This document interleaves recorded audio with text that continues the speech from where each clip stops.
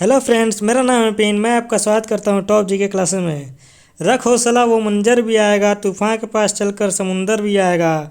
ना थक के बैठे मंजिल के मुसाफिर, क्योंकि मंजिल में मिलेगी और मिलने का मज़ा भी आएगा। दोस्तों, आज हम लोग मॉक टेस्ट का 5वां सीरीज देखने वाले हैं। इससे पहले मैंने दोस्तों 4 मॉक टेस्ट ऑलरेडी डिस्कस कर दिया है, जो कि दोस्तों NTPC CBT 2 और ग्रुप डी के लिए है। दोस्तों, ये मैंने जो क्वेश्चन सेट किए हैं वो दोस्तों परीक्षा के PYQ जो पेपर है दोस्तों, मैंने उससे रिलेटेड करके सेलेक्ट किए हैं दोस्तों, जो कि दोस्तों आपके एग्ज़ाम के लिए बहुत ही मोस्ट इम्पोर्टेंट होगा। तो चलिए दोस्तों, बिना किसी देरी के वीडियो में आगे बढ़ते हैं। और वीडियो में आगे बढ़ने से पहले मैं आपको बता दूं दोस्तों, यदि आप इस वीडियो का PDF लेना चाहते हैं तो मैंने इसका लिंक जो है वो डिस्क्रिप्शन में डाल दिया है। आप वहाँ से जाके PDF डाउनलोड कर सकते हैं दोस्तों। ठीक है दोस्तों। और इस और दोस्तों, आपका 45 में से कितना क्वेश्चन सही हुआ वो आप लोग ज़रूर बताएंगे दोस्तों लास्ट में। चलिए दोस्तों, मोटिवेशन कोड की तरफ आगे बढ़ते हैं। तो दोस्तों, आज का मोटिवेशन कोड है, जो सरफिरे होते हैं वही इतिहास लिखते हैं, समझदार लोग तो बस उनके बारे में पढ़ते हैं। तो दोस्तों, आपको सरफिरा बनना पड़ेगा अपने लक्ष्य को लेकर, अपने गोल को लेकर, नहीं तो दोस्तों आप कभी भी सफल नहीं होंगे। दोस्तों, पूरी इस बार जी जान लगा दीजिए, क्योंकि दोस्तों इस बार आप लोग को नौकरी लेना ही है दोस्तों, सिलेक्शन लेना ही है। तो दोस्तों, आप इस टेस्ट सीरीज को लास्ट तक ज़रूर देखिएगा। चलिए दोस्तों, आगे बढ़ते हैं। दोस्तों, वीडियो में आगे बढ़ने से पहले यदि आप हमारे चैनल पर नए हैं तो सब्सक्राइब कर लें दोस्तों, और साथ में बेल आइकन को भी प्रेस कर लें, ताकि मेरी वीडियो के आने वाली नोटिफिकेशन आपके पास सबसे पहले पहुँच सके। ठीक है दोस्तों, चलिए इस वीडियो में आगे बढ़ते हैं। तो दोस्तों, और यदि आपको वीडियो पसंद आए दोस्तों तो लाइक करते हुए चलिएगा। पहले क्वेश्चन की ओर आगे बढ़ते हैं दोस्तों। आज का पहला क्वेश्चन है, ब्रायोफाइटा को पादप जगत का डैश भी कहते हैं। तो दोस्तों, आपको बताना है कि ब्रायोफाइटा जो प्लांट है उसको पादप जगत का क्या कहते हैं। तो ऑप्शन नंबर ए है दोस्तों स्तनपायी, ऑप्शन नंबर बी है जल स्थलचर, और ऑप्शन नंबर सी है रेंगने वाले जंतु, और ऑप्शन नंबर डी है दोस्तों इंसेक्टा। तो दोस्तों, इसमें जो इसका जो राइट आंसर हो जाएगा वो हो जाएगा दोस्तों जलचर, यानी कि जल स्थलचर। यानी कि दोस्तों, जो ब्रायोफाइटा प्लांट होते हैं वो दोस्तों जल में भी उगते हैं और स्थल में भी उग सकते हैं। तो इसलिए जो है दोस्तों, ब्रायोफाइटा को हम लोग जल स्थलचर कहते हैं। तो इसका जो राइट आंसर हो जाएगा वो हो जाएगा ऑप्शन नंबर बी, बिल्कुल सही हो जाएगा दोस्तों। नेक्स्ट प्रश्न की ओर आगे बढ़ते हैं दोस्तों। संघ के प्राणियों में 3 मूलभूत लक्षण, पृष्ठ रज्जु, पृष्ठ खोखली तंत्रिका रज्जु तथा युग्मित ग्रसनी क्लोम छिद्र पाए जाते हैं। उनको हम क्या कहते हैं दोस्तों? तो दोस्तों ध्यान देंगे, जो युग्मित ग्रसनी क्लोम छिद्र से मतलब क्या है दोस्तों, कि यानी कि जो ग्रसनी होती है, यानी कि जहाँ सांस लेते हैं दोस्तों, वो युग्मित होते हैं। तो वो किस में पाया जाता है दोस्तों?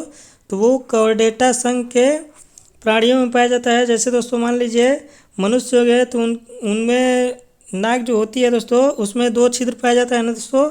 यहाँ से युग्मित ग्रसनी से वही मतलब है, जो भैंस होती हैं उसके भी नाक में 2 छिद्र पाया जाता है। ये सभी दोस्तों आप लोग ध्यान में रख सकते हैं कि जितने भी कार्डेटा संघ के जो प्राणी आते हैं उनमें युग्मित ग्रसनी क्लोम छिद्र पाया जाता है, और उसमें पृष्ठ रज्जु होता है, यानी कि दोस्तों पीछे की तरफ रीढ़ की हड्डी वाला जो होता है दोस्तों उसे पृष्ठ रज्जु कहते हैं, और उसमें तंत्रिका तंत्र रज्जु भी होती है। तो इसका जो राइट आंसर हो जाएगा दोस्तों ऑप्शन नंबर बी, बिल्कुल सही हो जाएगा दोस्तों। ये दोस्तों क्वेश्चन ग्रुप डी के एग्जाम में पूछा गया है दोस्तों, तो इसलिए इस वीडियो को बहुत ही ध्यान से देखते हुए चलिएगा, और जो क्वेश्चन आपको ना आए दोस्तों उसे अपने नोटबुक में नोट करते हुए चलिएगा, और एक बार से, ताकि बाद में जब एग्ज़ाम पास में हो तो उससे एक बार रिवाइज करके चले जाएंगे, तो आपका जो पेपर में आपसे सवाल पूछा जाएगा वो बिल्कुल सही करके आंसर आएंगे दोस्तों।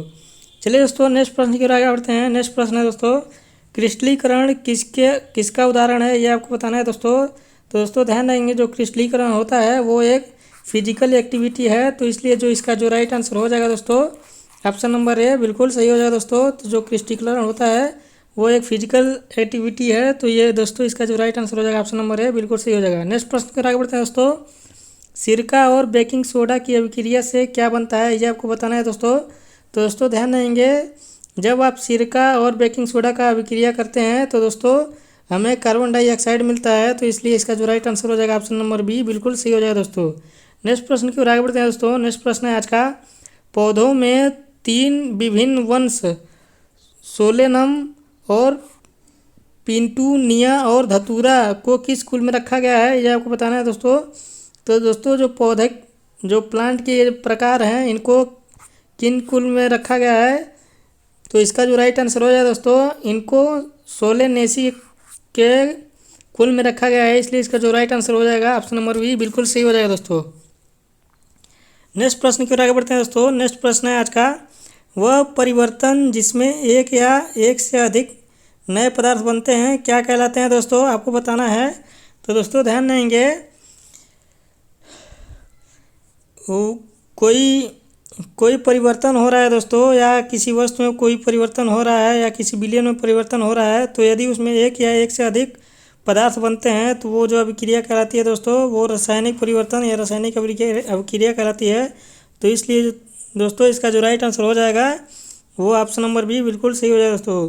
दोस्तों ध्यान देंगे, जो भौतिक परिवर्तन होता है, जैसे मान लीजिए दोस्तों ठोस से जल बना, तो दोस्तों ये केवल एक ही परिवर्तन होता है, या सॉलिड से लिक्विड बना, या लिक्विड से गैस में परिवर्तित हुआ, तो दोस्तों केवल एक ही बनता है दोस्तों। और दोस्तों जो रासायनिक परिवर्तन होता है उसमें एक या एक से अधिक बनता है। जैसे मान लीजिए दोस्तों, अगर आप HCl की अभिक्रिया कराते हैं तो दोस्तों आपको H आयन और Cl प्लस में टूटता है ना, तो दोस्तों यहाँ पे एक से तो अभिक्रिया कराया, लेकिन यहाँ पे 2 पदार्थ बना, तो एक से अधिक पदार्थ किस में बनता है, तो वो दोस्तों रासायनिक परिवर्तन बनता है। तो इसलिए इसका जो राइट आंसर हो जाएगा ऑप्शन नंबर बी बिल्कुल सही हो जाएगा दोस्तों। नेक्स्ट प्रश्न पर आगे बढ़ते हैं। उत्तल और अवतल दर्पण किसके उदाहरण है, ये आपको बताना है दोस्तों। तो दोस्तों आपने थ्योरी में पढ़ा होगा कि जो उत्तल और अवतल दर्पण होते हैं वो गोलीय दर्पणों को काट के बनाए जाते हैं, तो इसलिए इसका जो राइट आंसर हो जाएगा ऑप्शन नंबर बी बिल्कुल सही हो जाएगा दोस्तों। नेक्स्ट प्रश्न की ओर आगे बढ़ते हैं दोस्तों। निम्नलिखित में से कौन सा सही नहीं है, तो दोस्तों इसमें कौन सा सही नहीं है ये आपको बताना है। तो दोस्तों ऑप्शन नंबर ए है, क्लोरोफाइसी के सदस्य हरे शैवाल, क्लोरोफाइसी के सदस्य को हरा शैवाल कहते हैं, तो दोस्तों ये बिल्कुल सही है। जो क्लोरोफाइसी शैवाल होते हैं वो हरे रंग के होते हैं, तो ये इसका जो आंसर है ये तो बिल्कुल सही है दोस्तों। और फियोफाइसी के सदस्य को लाल शैवाल कहते हैं, तो दोस्तों जो लाल शैवाल होते हैं वो रोडोफाइसी के सदस्य को कहा जाता है, तो दोस्तों इसलिए बी आंसर जो हो जाएगा वो बिल्कुल सही हो जाएगा, क्योंकि फियोफाइसी के जो सदस्य होते हैं वो लाल शैवाल नहीं होते हैं, ये आपको ध्यान रखना है दोस्तों।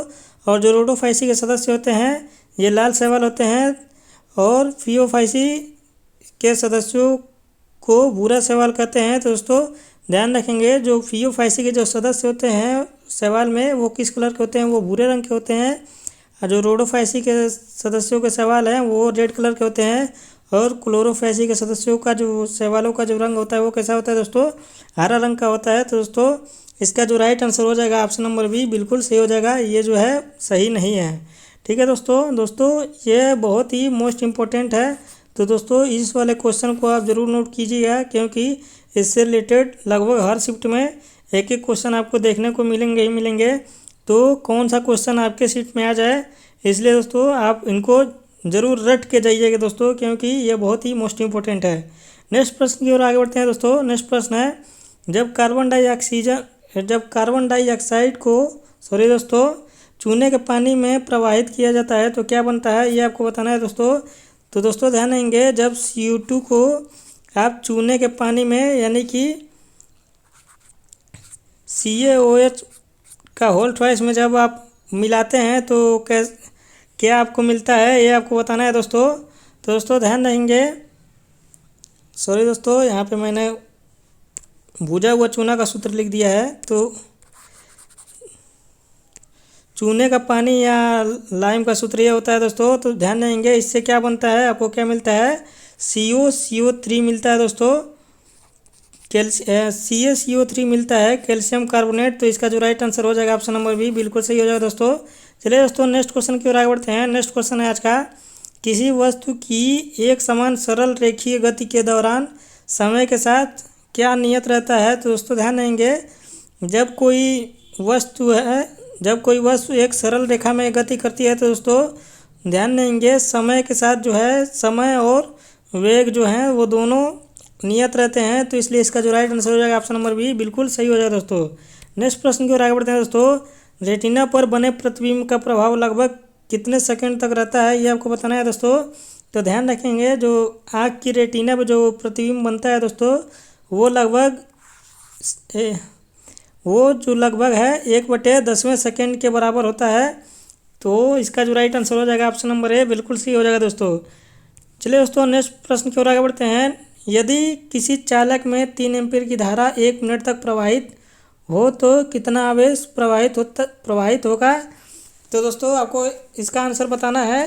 तो दोस्तों ध्यान देंगे जो करंट का जो फार्मूला होता है वो होता है I बराबर Q/T होता है दोस्तों, जहाँ पे Q चार्ज है और T जो है वो समय है। तो दोस्तों इस फार्मूले में रखेंगे तो दोस्तों करंट का मान कितना दिया है, 3 दिया है, यानी कि 3 बराबर Q का मान नहीं दिया दोस्तों, आवेश यानी कि चार्ज का मान जो है वो पूछ रहा है, और 1 मिनट दिया है दोस्तों। तो एक मिनट को आप लोग SI मात्रक में लिखेंगे दोस्तों, तो सेकंड में परिवर्तित करेंगे तो क्या होगा दोस्तों, 1 मिनट का 60 सेकंड हो जाएगा। और जब ये इधर जाएगा मल्टीप्लाई होगा दोस्तों, तो आपको Q बराबर कितना मिल जाएगा, कितना कूलाम आवेश मिलेगा, 180 कूलाम आवेश मिलेगा। तो दोस्तों इसका जो राइट आंसर हो जाएगा ऑप्शन नंबर ए बिल्कुल सही हो जाएगा दोस्तों। उम्मीद है दोस्तों आपको वीडियो पसंद आ रही होगी, तो लाइक करते हुए चलिएगा दोस्तों। चलिए दोस्तों नेक्स्ट क्वेश्चन की ओर आगे बढ़ते हैं। नेक्स्ट क्वेश्चन है आज का, परमाणु बम का सिद्धांत निम्न में से किस पर आधारित है। तो दोस्तों ध्यान देंगे जो परमाणु बम जो फटता है तो वो किस सिद्धांत पे कार्य करता है। तो दोस्तों ध्यान देंगे नाभिकीय विखंडन के सिद्धांत पे कार्य करता है। तो इसका जो राइट आंसर हो जाएगा ऑप्शन नंबर ए बिल्कुल सही हो जाएगा दोस्तों। एक क्वेश्चन और बन जाता है कि जो सूर्य से जो ऊर्जा हमें प्राप्त होती है वो किस सिद्धांत पे कार्य करता है, जो सूर्य से ऊर्जा या ऊष्मा मिलती है दोस्तों। तो दोस्तों ध्यान देंगे वो नाभिकीय संलयन पे कार्य करता है। तो उसका जो राइट आंसर हो जाएगा ऑप्शन नंबर बी सही हो जाएगा दोस्तों। नाभिकीय विखंडन में क्या होता है कि 2 छोटे छोटे परमाणु जो हैं वो मिलकर एक बड़ा परमाणु बनाते हैं और साथ में एनर्जी को रिलीज करते हैं। जबकि नाभिकीय संलयन में जो है एक बड़ा परमाणु जो है दोस्तों ध्यान देंगे जो नाभिकीय विखंडन होता है वो एक बड़ा परमाणु जो है वो 2 या 2 से अधिक परमाणुओं में टूटता है और साथ में एनर्जी को रिलीज करता है। जबकि 2 छोटे छोटे परमाणु मिलकर जब एक बड़ा परमाणु बनाते हैं और साथ में एनर्जी रिलीज करते हैं तो इस क्रिया को दोस्तों नाभिकीय संलयन कहते हैं। जबकि एक परमाणु जब 2 छोटे छोटे अणु बनाते हैं और साथ में एनर्जी रिलीज करते हैं तो इनको दोस्तों यह प्रक्रिया जो है वो नाभिकीय विखंडन कहलाता है। तो इस क्वेश्चन का जो राइट आंसर हो जाएगा दोस्तों वो हो जाएगा ऑप्शन नंबर ए बिल्कुल सही। तो दोस्तों चलिए दोस्तों नेक्स्ट प्रश्न की ओर बढ़ते हैं। विद्युत धारा द्वारा किसी पदार्थ पर किसी वांछित धातु के परत निक्षेपित करने की प्रक्रिया को क्या कहते हैं, ये आपको बताना है दोस्तों। तो दोस्तों ध्यान देंगे इलेक्ट्रिक करंट के द्वारा यदि किसी धातु पे आप कोई भी परत चढ़ाते हैं तो दोस्तों उसको हम विद्युत लेपन कहते हैं। तो इसका जो राइट आंसर हो जाएगा ऑप्शन नंबर ए बिल्कुल सही हो जाएगा दोस्तों। और दोस्तों ध्यान देंगे यदि आप किसी धातु पे यदि दोस्तों आप जिंक या जस्ता का जो है लेपन करते हैं तो उसे दोस्तों हम लोग गैल्वेनाइजेशन कहते हैं या जसद लेपन कहते हैं। तो ये भी दोस्तों ध्यान देंगे, ये भी बहुत ही मोस्ट इम्पोर्टेंट क्वेश्चन है, इससे भी क्वेश्चन पूछा जा सकता है। चलिए दोस्तों नेक्स्ट प्रश्न की ओर आगे बढ़ते हैं। एक स्वस्थ वयस्क व्यक्ति में लगभग मिलियन मिलीमीटर पे पावर 3 में रक्त होता है। तो दोस्तों आपको ये बताना है दोस्तों, ये परीक्षा में आपको बस केवल घुमाया है, ये पूछ रहा है कि जो स्वस्थ व्यक्ति होता है उसमें रक्त का वजन कितना होता है या रक्त कितने किलोग्राम का होता है या कितने लीटर का होता है दोस्तों। तो इस प्रश्न में आपको ये बताना है। तो दोस्तों ध्यान देंगे एक स्वस्थ व्यक्ति के शरीर में 5 से 5.5 लीटर जो है वो रक्त होता है। तो इसका जो राइट आंसर हो जाएगा वो ये ऑप्शन बिल्कुल सही हो जाएगा दोस्तों ध्यान दीजिएगा कहीं पे ऑप्शन ये ना देकर 5 से 6 लीटर दे देता है।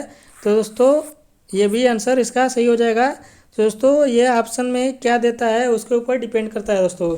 चलिए दोस्तों नेक्स्ट प्रश्न की ओर आगे बढ़ते हैं। नेक्स्ट प्रश्न है आज का, पुष्प में मादा लैंगिक अंग डैश है, ये आपको बताना है दोस्तों। तो पुष्प में जो मादा लैंगिक अंग होता है वो क्या होता है दोस्तों, तो वो होता है स्त्री केसर। तो इसलिए इसका जो राइट आंसर हो जाएगा ऑप्शन नंबर सी, बिल्कुल सही हो जाएगा। और यदि दोस्तों पुरुष लैंगिक अंग पूछ ले दोस्तों, तो उसका जो राइट आंसर हो जाएगा दोस्तों वो बी हो जाएगा, पुंकेसर। ठीक है दोस्तों। चलिए दोस्तों नेक्स्ट प्रश्न की ओर आगे बढ़ते हैं। समतल दर्पण द्वारा बनने वाले जिस प्रतिबिंब को पर्दे पर प्राप्त नहीं किया जा सकता है उसे क्या कहते हैं। तो दोस्तों ध्यान देंगे, जो समतल दर्पण द्वारा किसी अगर प्रतिबिंब को पर्दे पर प्राप्त नहीं किया जा सकता है तो उसको दोस्तों चाहे किसी भी दर्पण में दोस्तों पर्दे पर यदि प्रतिबिंब को आप नहीं प्राप्त कर सकते हैं तो उस प्रतिबिंब को दोस्तों हम लोग आभासी प्रतिबिंब कहते हैं। तो इसलिए इसका जो राइट आंसर हो जाएगा ऑप्शन नंबर ए, बिल्कुल सही हो जाएगा दोस्तों। नेक्स्ट प्रश्न की ओर आगे बढ़ते हैं। दो विभिन्न माप वाले युग्मकों के संलग्न से शैवाल में होने वाले लैंगिक जनक को क्या कहते हैं, ये आपको बताना है दोस्तों। तो दोस्तों ध्यान देंगे, दो विभिन्न दिया है यानी कि दो भिन्न भिन्न युग्मों के मिलने से किस शैवाल का निर्माण होता है दोस्तों, तो वो होता है दोस्तों असमयुग्मकी शैवाल का निर्माण होता है। तो ये दोस्तों आप लोग ध्यान देंगे। और यदि दो समान शैवाल मिलकर लैंगिक जनन करते हैं तो उससे क्या प्राप्त होता है दोस्तों, तो समयुग्मिक प्राप्त होता है। तो दोस्तों ध्यान देंगे, इसका जो राइट आंसर हो जाएगा ऑप्शन नंबर बी, बिल्कुल सही हो जाएगा दोस्तों। नेक्स्ट प्रश्न की ओर आगे बढ़ते हैं। गति के दूसरे नियम के अनुसार किसी दिए हुए बल के लिए त्वरण वस्तु के डैश के व्युत्क्रमानुपाती होती है। तो दोस्तों जो गति का दूसरा नियम है वो क्या कहता है दोस्तों, कि जो त्वरण होता है किसी वस्तु पे लगने वाले बल के द्रव्यमान के यानी कि एम के व्युत्क्रमानुपाती होता है। तो इसलिए इसका जो राइट आंसर हो जाएगा ऑप्शन नंबर डी, बिल्कुल सही हो जाएगा दोस्तों। इसका जो फार्मूला होता है दोस्तों वो सभी लोग तो जानते ही होंगे, एफ बराबर एम में, जहाँ पे एफ द्रव्यमान है और ये जो है वो त्वरण है दोस्तों। और दोस्तों ध्यान देंगे, जो बल का मात्रक होता है वो न्यूटन होता है दोस्तों। ये तो बहुत बार रिपीट किया हुआ प्रश्न है कि बल का मात्रक क्या है या बल की इकाई क्या है, तो वो दोस्तों ध्यान देंगे न्यूटन है। तो इसके लिए इस प्रश्न का जो राइट आंसर हो जाएगा ऑप्शन नंबर डी, बिल्कुल सही हो जाएगा दोस्तों। नेक्स्ट प्रश्न की ओर आगे बढ़ते हैं दोस्तों। अंगूर में कौन सा अम्ल पाया जाता है, ये आपको बताना है दोस्तों। तो ध्यान देंगे, जो अंगूर में जो है वो टारटेरिक अम्ल पाया जाता है। तो इसलिए इसका जो राइट आंसर हो जाएगा ऑप्शन नंबर डी, बिल्कुल सही हो जाएगा दोस्तों। और दोस्तों ध्यान देंगे, यदि आपसे पूछ ले कि लैक्टिक अम्ल किसमें पाया जाता है, तो दूध में जो है दोस्तों, दूध हो गया, दही हो गया, इसमें जो है दोस्तों लैक्टिक अम्ल पाया जाता है।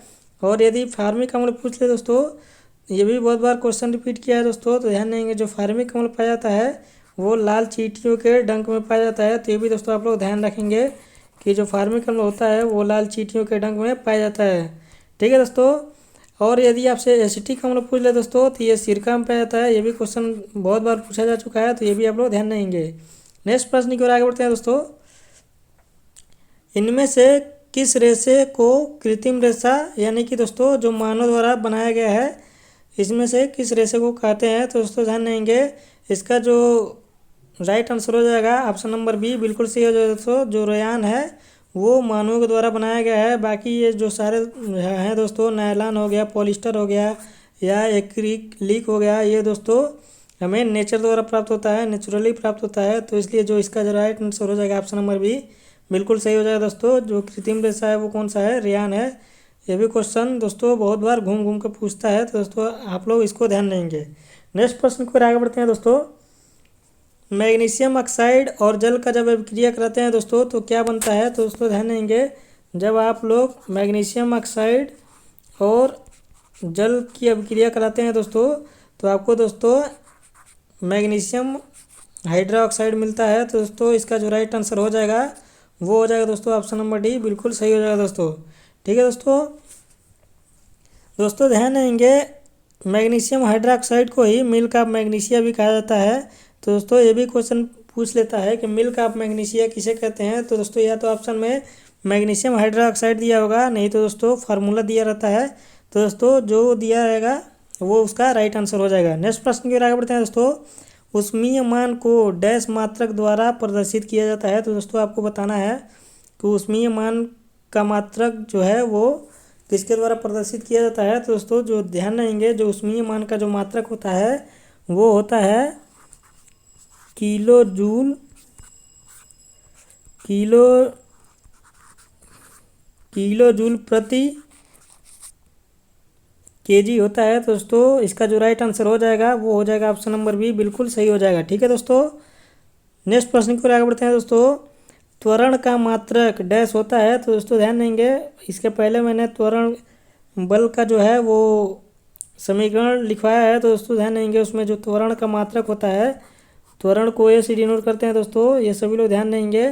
तो जो त्वरण का मात्रक होता है दोस्तों वो मीटर प्रति सेकेंड स्क्वायर होता है। तो दोस्तों इसका जो राइट आंसर हो जाएगा ऑप्शन नंबर ए, बिल्कुल सही हो जाएगा दोस्तों, मीटर प्रति वर्ग सेकेंड इसका जो है राइट आंसर हो जाएगा। नेक्स्ट प्रश्न की ओर आगे बढ़ते हैं दोस्तों। नेक्स्ट प्रश्न है, अग्निशामकों में कौन सी गैस निकलती है? तो दोस्तों ध्यान देंगे, जो अग्निशामक यंत्र होता है जिससे दोस्तों आग बुझाया जाता है, उसमें से दोस्तों कार्बन डाइऑक्साइड गैस निकलती है। तो इसलिए जो इसका राइट आंसर हो जाएगा ऑप्शन नंबर सी, बिल्कुल सही हो जाएगा दोस्तों। चलिए दोस्तों, अब जर्नल साइंस के क्वेश्चन तो डिस्कस कर लिए दोस्तों 25। अब दोस्तों आगे हम लोग जनरल नॉलेज की क्वेश्चन को डिस्कस करेंगे और करंट अफेयर क्वेश्चन को भी डिस्कस करेंगे। चलिए दोस्तों, नेक्स्ट क्वेश्चन है, मुद्रा के अवमूल्यन का तात्पर्य क्या है? तो ये आपको बताना है दोस्तों। तो ध्यान देंगे, मुद्रा का अवमूल्यन का मतलब होता है दोस्तों कि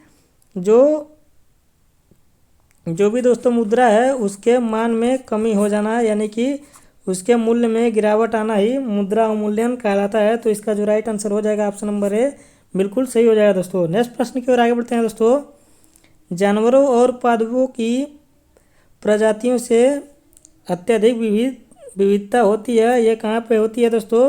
तो दोस्तों ध्यान देंगे, जो जानवरों और पादपों में अधिकतम जो विविधता पाई जाती है वो दोस्तों उष्णकटिबंधीय और आर्द्र वनों में पाई जाती है। तो इसका जो राइट आंसर हो जाएगा ऑप्शन नंबर बी, बिल्कुल सही हो जाएगा दोस्तों। चलिए दोस्तों, नेक्स्ट प्रश्न की ओर आगे बढ़ते हैं। नेक्स्ट प्रश्न है दोस्तों आज का, इनमें से कौन सा सही सुमेलित नहीं है, ये आपको बताना है दोस्तों। तो दोस्तों ध्यान देंगे, पूर्व मध्य रेलवे हाजीपुर है, ये तो बिल्कुल सही है दोस्तों। पूर्व रेलवे कोलकाता है, ये भी सही है दोस्तों। पूर्व तटीय रेलवे भुवनेश्वर है, तो दोस्तों ये भी सही है।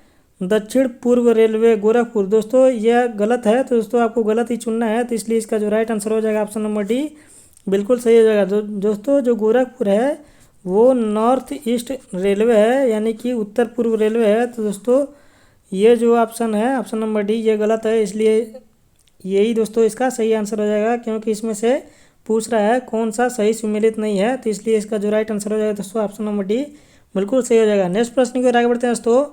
खेतड़ी निम्नलिखित में से किसके लिए प्रसिद्ध है? तो दोस्तों ध्यान देंगे, खेतड़ी एक स्थान है दोस्तों जो कि दोस्तों तांबे के लिए फेमस है, इसलिए इसका जो राइट आंसर हो जाएगा ऑप्शन नंबर सी, बिल्कुल सही हो जाएगा। नेक्स्ट प्रश्न की ओर आगे बढ़ते हैं दोस्तों। राष्ट्रीय रक्षा अकादमी स्थित है, ये आपको बताना है दोस्तों कि जो नेशनल डिफेंस अकादमी है वो कहाँ पे है। तो दोस्तों ध्यान देंगे, जो नेशनल डिफेंस अकादमी है वो खड़कवा साला में है। ठीक है दोस्तों, खड़कवा साला में है जो है नेशनल डिफेंस एकेडमी। दोस्तों ये ऑप्शन जो देख रहे हैं दोस्तों, कई बार यदि मान लीजिए आपको यह आंसर पता ना हो दोस्तों, तो आप लोग इसको कैसे टिक करेंगे? तो दोस्तों पहले तो आपको चारों ऑप्शनों को देखना है और देखना है दोस्तों कि इसमें से कौन सबसे ज़्यादा भिन्न है। ठीक है दोस्तों, जिसका आपने नाम भी नहीं सुना है, यदि आपको क्वेश्चन समझ में नहीं आ रहा है दोस्तों, आपने पढ़ा है कि नई दिल्ली बड़ौदा, इसमें तो कहीं हमने पढ़ा ही नहीं है। तो दोस्तों जब इसका आंसर नहीं समझ में आ रहा है, जो एकदम अलग आंसर दिया रहता है दोस्तों, तो उस क्वेश्चन का वही आंसर हो जाता है दोस्तों। तो इसलिए आप ऐसे करके इसको ट्रिक कर सकते हैं और आपका आंसर भी सही हो जाएगा दोस्तों। ठीक है दोस्तों, चलिए दोस्तों नेक्स्ट प्रश्न की ओर आगे बढ़ते हैं। नेक्स्ट प्रश्न है दोस्तों, जिसको आप लोग तुक्का कहते हैं दोस्तों, तुक्का लगाना। तो जैसे आप लोग तुक्का मारना चाहते हैं तो इस प्रश्न का तुक्का इस तरह लगा सकते हैं और आपका आंसर भी बिल्कुल सही हो सकता है। चलिए दोस्तों नेक्स्ट प्रश्न देखते हैं। 10 डिग्री चैनल किसके मध्य में स्थित है? तो दोस्तों जो 10 डिग्री 10 डिग्री चैनल जो है दोस्तों, वो छोटा अंडमान और कार निकोबार के बीच है। तो इसलिए जो इसका राइट आंसर हो जाएगा ऑप्शन नंबर बी, बिल्कुल सही हो जाएगा दोस्तों। चलिए दोस्तों नेक्स्ट प्रश्न की ओर आगे बढ़ते हैं। नेक्स्ट प्रश्न है, बाजार नियंत्रण प्रणाली सर्वप्रथम किसने प्रारंभ की थी, तो ये आपको बताना है दोस्तों। तो दोस्तों ध्यान देंगे, जो सबसे पहले बाजार नियंत्रण प्रणाली स्टार्ट किया था वो अलाउद्दीन खिलजी ने किया था, तो इसलिए इसका जो राइट आंसर हो जाएगा ऑप्शन नंबर सी, बिल्कुल सही हो जाएगा दोस्तों। दोस्तों अब तक आपका कितना क्वेश्चन सही हुआ है कमेंट करके ज़रूर बताएं दोस्तों। 32 में से आपका कितना क्वेश्चन सही हुआ। नेक्स्ट प्रश्न की ओर आगे बढ़ते हैं दोस्तों। शांति स्वरूप भटनागर पुरस्कार डैश के क्षेत्रों में अद्वितीय कार्य के लिए दिए जाते हैं। तो दोस्तों आपको बताना है कि जो शांति स्वरूप भटनागर पुरस्कार है वो किस क्षेत्र में दिया जाता है। तो दोस्तों ध्यान देंगे, ये जो है विज्ञान और प्रौद्योगिकी या चिकित्सा के क्षेत्र में दिया जाता है। तो ये इसका जो राइट आंसर हो जाएगा दोस्तों ऑप्शन नंबर डी, बिल्कुल सही हो जाएगा। नेक्स्ट प्रश्न की ओर आगे बढ़ते हैं दोस्तों। मोरी जाति कहाँ पाई जाती है। तो दोस्तों ध्यान देंगे, जो मोरी जाति है वो न्यूजीलैंड में पाई जाती है। तो इसका जो राइट आंसर हो जाएगा ऑप्शन नंबर बी, बिल्कुल सही हो जाएगा दोस्तों। दोस्तों जनजातियों से भी रिलेटेड क्वेश्चन पूछता है, तो आपको जनजातियों से रिलेटेड भी क्वेश्चन देख के परीक्षा में जाना पड़ेगा, ठीक है दोस्तों। नेक्स्ट प्रश्न की ओर आगे बढ़ते हैं दोस्तों। जीएसटी परिषद के सदस्य निम्न में से कौन होते हैं, ये आपको बताना है दोस्तों। तो ध्यान देंगे दोस्तों, जो जीएसटी परिषद के सदस्य जो हैं वो केंद्रीय राजस्व मंत्री भी होते हैं और राज्यों के वित्त मंत्री भी जो होते हैं वो जीएसटी परिषद के सदस्य होते हैं। तो इसलिए इसका जो राइट आंसर हो जाएगा ऑप्शन नंबर डी, ए और बी दोनों सही हो जाएगा दोस्तों। नेक्स्ट प्रश्न की ओर आगे बढ़ते हैं दोस्तों। इंडिया विंस फ्रीडम के लेखक कौन है, ये आपको बताना है दोस्तों। तो दोस्तों ध्यान देंगे, इंडिया विंस फ्रीडम किसने लिखा है। भारत के पहले शिक्षा मंत्री मौलाना अबुल कलाम आज़ाद ने लिखा है। तो ये इसका जो राइट आंसर हो जाएगा दोस्तों वो हो जाएगा ऑप्शन नंबर बी, बिल्कुल सही हो जाएगा दोस्तों। नेक्स्ट प्रश्न की ओर आगे बढ़ते हैं दोस्तों। संतोष ट्रॉफी निम्नलिखित में से किससे संबंधित है। तो दोस्तों ध्यान देंगे, जो संतोष ट्रॉफी है ये जो है दोस्तों फुटबॉल का एक ट्रॉफी है। तो इसलिए इसका जो राइट आंसर हो जाएगा ऑप्शन नंबर बी, बिल्कुल सही हो जाएगा दोस्तों। नेक्स्ट प्रश्न की ओर आगे बढ़ते हैं दोस्तों। लोक नृत्य एक रूप जो है वो बिहू है, वो निम्नलिखित में से किस राज्य से संबंधित है। तो ये आपको बताना है दोस्तों, जो बिहू लोक नृत्य है वो किस राज्य का है। तो दोस्तों ध्यान देंगे, ये जो है दोस्तों असम का है। तो इसका जो राइट आंसर हो जाएगा ऑप्शन नंबर बी, सी, बिल्कुल सही हो जाएगा दोस्तों। नेक्स्ट प्रश्न की ओर आगे बढ़ते हैं दोस्तों। विजयनगर वंश का गौरव नष्ट करने वाली राक्षसी तागड़ी की प्रसिद्ध लड़ाई किस वर्ष हुई थी, ये आपको बताना है दोस्तों। दोस्तों ये क्वेश्चन ग्रुप डी में पूछा हुआ है, इसलिए मैंने इसको इसमें ले लिया है, क्योंकि जो आने वाला ग्रुप डी का पेपर है दोस्तों उसमें भी पूछा जा सकता है, क्योंकि दोस्तों आप लोग जानते हैं कि रेलवे में सवाल को रिपीट किया जाता है। तो दोस्तों ध्यान देंगे, इसका जो राइट आंसर हो जाएगा वो हो जाएगा ऑप्शन नंबर ए, 1945 में जो है दोस्तों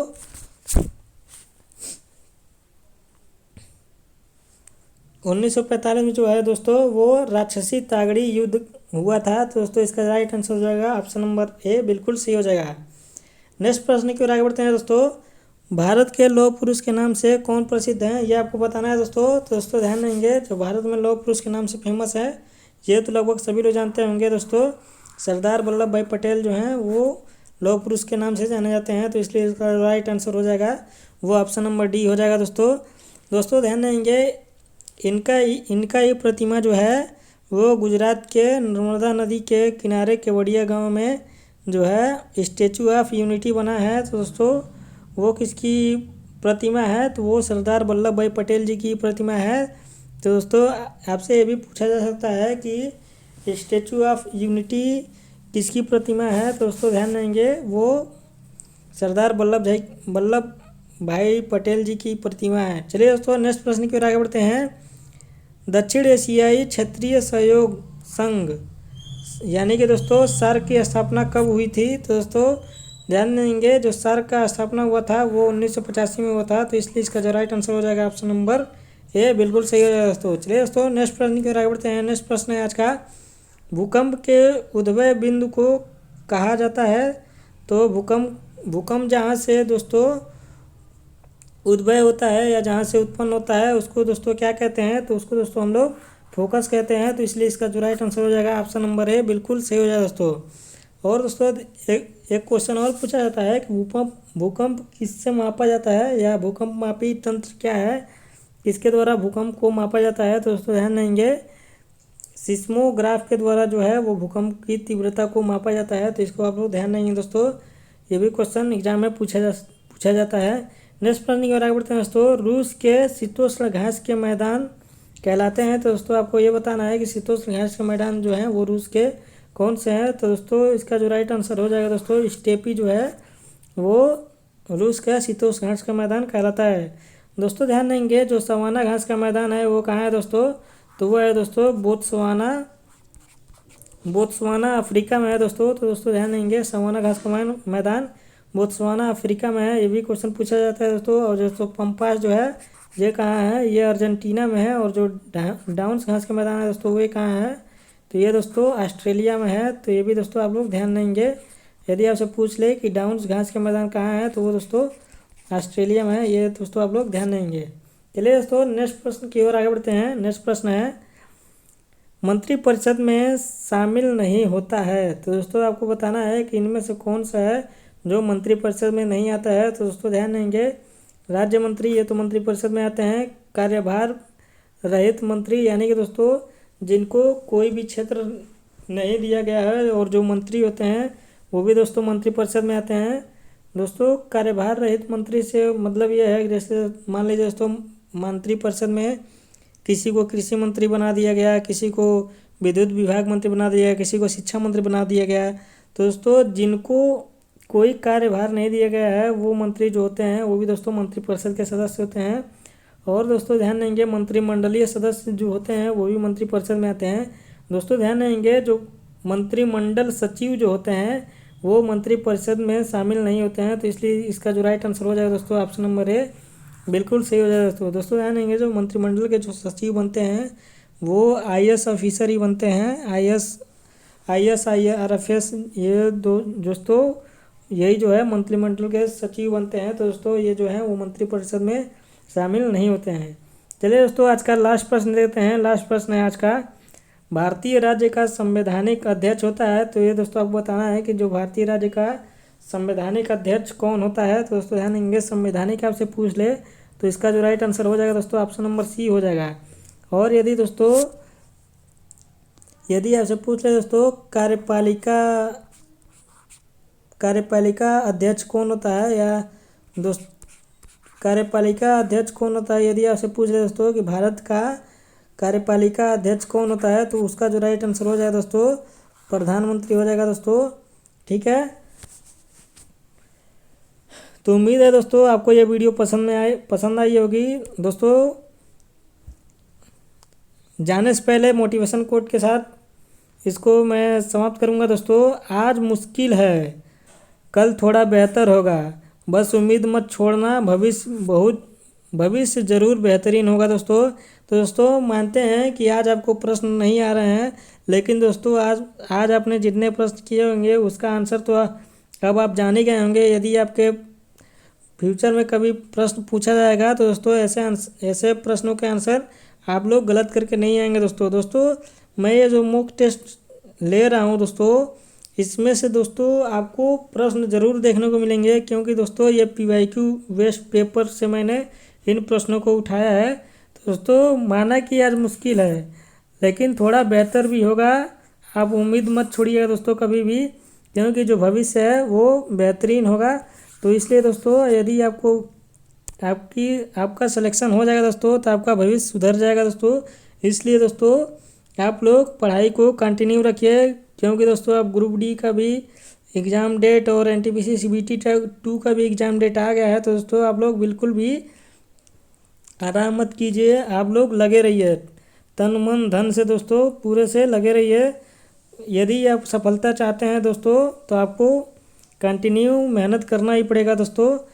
तो इस वीडियो में बस इतना ही दोस्तों, और यदि आपको ये वीडियो पसंद आए तो लाइक करें दोस्तों, अपने दोस्तों के पास ज़्यादा से ज़्यादा शेयर करें।